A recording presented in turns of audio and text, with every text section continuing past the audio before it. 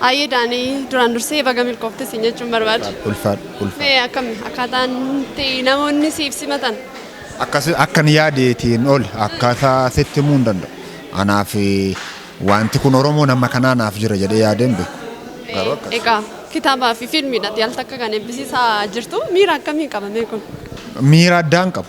Jaatanii qopheessuun haaraa miti naafi garuu uummanni akka kanatti argamuutu haaraadha naaf. Nan gammadee waggaa 5 keessaa guyyaa tokko.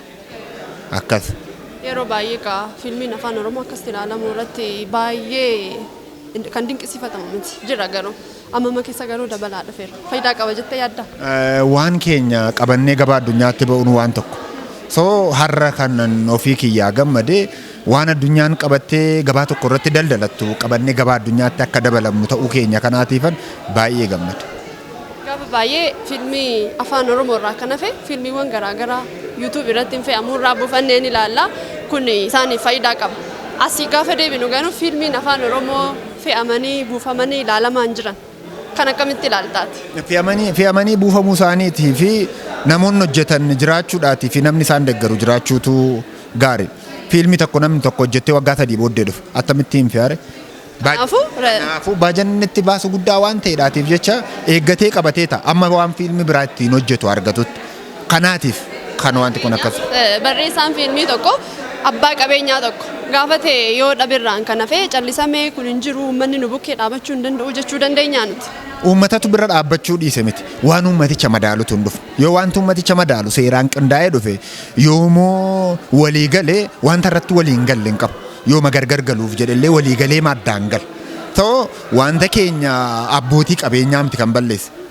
Barreessitoota illee miti kan balleesse. Wanta nuti irratti walii gallutu muraasa ta'e. Sababni isaa garaa gargar fagoo akka qabaannu waggaa baay'ee waan nurratti hojjeteef. Hamma fooyyee qabalaan jedhu. Kana jechuun hamma fooyyee qabalaa kanan jedhu namni kamiyyuu waanjoo hormaa jala taa'ee bittaa hormaa jala taa'ee garbummaa jala taa'ee hojjechuu hin danda'a.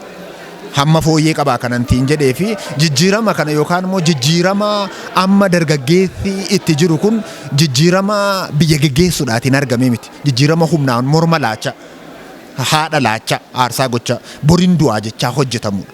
So jijjiirama humnaa beekta. Jijjiirama humnaatiin ta'aa jira wanti ta'aa jiru hundumtuyyuu keessumaa wanti uummatni itti gammadu. Kanaafuu guddinni aartii Oromoo akka sadarkaa ta'e wayii wal siquu fi hawaasii fi barreessaan iskiriiptii maal gochuu qaba jettee yaaddaati? Yoo gargar galellee waan ittiin gargar gale irratti yoo walii gale wanti inni hojjetu danuudha.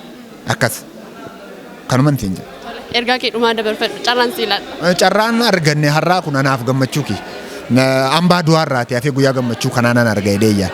Uummatan jaalladhu hojjina keettidhaatiin nan dhaabadha jedhee fiyyaan waaqa galanni kan taate ulfaadhu.